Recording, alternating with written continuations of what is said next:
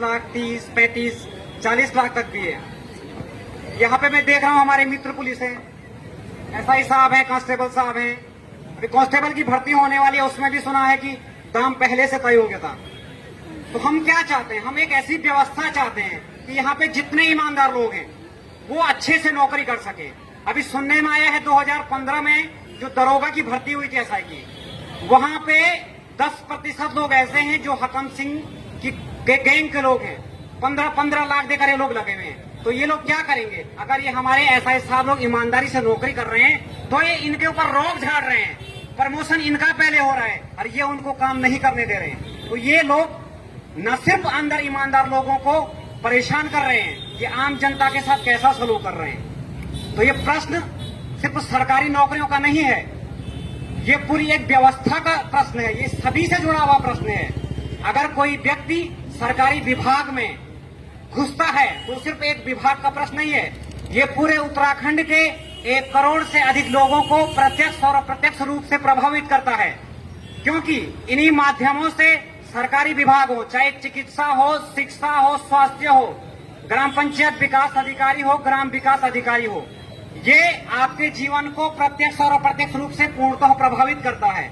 ये कोई मेरी या किसी व्यक्ति की व्यक्तिगत या निजी लड़ाई नहीं है, ये हमारे कांस्टेबल साहब यहाँ पे हैं, अपनी सुरक्षा दे रहे हैं। तो हम चाहते हैं कि लोग ईमानदारी से काम करें, इनको ट्रांसफर के लिए पैसा न देना पड़े। अगर ये जेन्युइन है तो इनके ट्रांसफर हो, हम इनकी लड़ाई लड़ रहे हैं। मैं कहना चाहूंगा, कांस्टेबल साहब हैं, एसआई साहब हैं, अगर आपको कोई समस्या होती है तो हम एक ईमेल आईडी आपको प्रोवाइड कराएंगे। आप बेरोजगार संघ को आप अपने जो शिकायतें हैं, जो आपके साथ गलत हो रहा है, आप हमें दीजिए, आपकी सूचनाएं हम गुप्त रखेंगे। और आपका विभाग भी कांपेगा, आपके विभाग का मुखिया भी कांपेगा अगर होगा तो हम ऐसी एक व्यवस्था तैयार करने की सोच रहे हैं। यदि संभव हुआ तो हम एक ऐसा संगठन तैयार करेंगे, हो सके सरकार के पास ये व्यवस्था ना हो, क्योंकि सरकार ने 1064 हेल्पलाइन शुरू की है, उस पर मैंने शिकायत दर्ज की थी। तो दिक्कतें ये है कि जिसके पास हम शिकायतें दर्ज कर रहे हैं वही चोर है। तो मैं समझता हूं अगर सब कुछ ठीक रहा, हमारे युवा साथियों ने, नारी शक्तियों ने पूर्ण रूप से सहयोग दिया, तो हम एक उत्तराखंड में एक ऐसी व्यवस्था तैयार करेंगे कि उत्तराखंड बेरोजगार संघ का अपना एक यूथ अगेंस्ट करप्शन सेल होगा। वहां उसको हम जनता गैराज की तर्ज पर चलाएंगे। जिस भी विभाग में, जिस भी सिस्टम में अगर किसी को कोई दिक्कत है तो उत्तराखंड बेरोजगार संघ के साथियों से संपर्क करेगा और उन लोगों को, चाहे वो सचिवालय में बैठा आईएएस हो, चाहे वो विधानसभा में बैठा मुख्यमंत्री हो, चाहे पूर्व मुख्यमंत्री हो, जरूरत पड़ी तो उसका कॉलर खींचकर सड़क पर हम घसीटेंगे। ये हम कह चुके हैं, हम पहले ही कह चुके हैं, हम अपना वर्तमान दांव पर लगा चुके हैं, हमारे पास खोने को कुछ नहीं है। माननीय प्रधान सेवक जी, सबसे पहले आपको जन्मदिन की बहुत बहुत हार्दिक शुभकामनाएं। हमारा आपके प्रति ये प्रेम ही है कि हम रात को 12 बजे उठकर आपको जन्मदिन की शुभकामनाएं भेज रहे हैं। माननीय प्रधानमंत्री जी, आपके व्यक्तित्व को देखते हुए हमने 2014 में घर घर जाकर आपका प्रचार किया। परेड ग्राउंड में आपके भाषण सुनने हम आए, बहुत भीड़ थी, बहुत दिक्कतें हुई फिर, लेकिन फिर भी हम आए।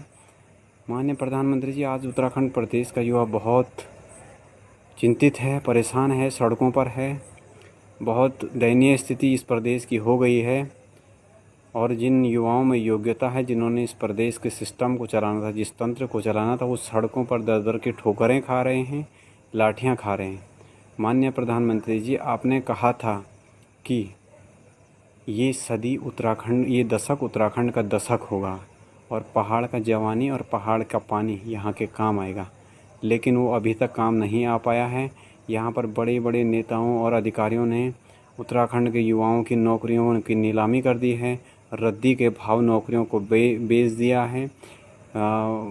एक एक पत्र के माध्यम से लेवल 10 की नौकरियाँ लग रही हैं, बहुत बड़े स्तर पर धांधली हो रही।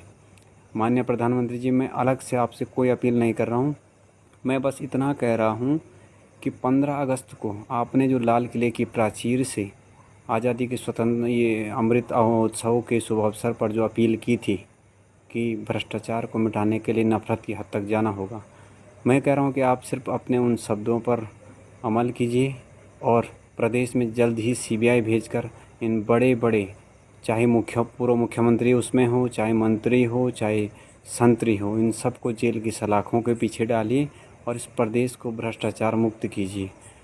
और जन्मदिन के शुभ अवसर पर मैं प्रदेशवासियों से अपील करता हूं कि आज रात को ठीक 7:30 बजे आप सभी लोग थाली बजाकर माननीय प्रधानमंत्री जी को जन्मदिन का तोहफ़ा भेंट करेंगे कि यहाँ पर सीबीआई जांच तुरंत करें और इन सभी बड़े बड़े माफियाओं को जेल की सलाखों के पीछे डालें। माननीय मोदी जी, कोई नाराज़गी होगी तो प्लीज़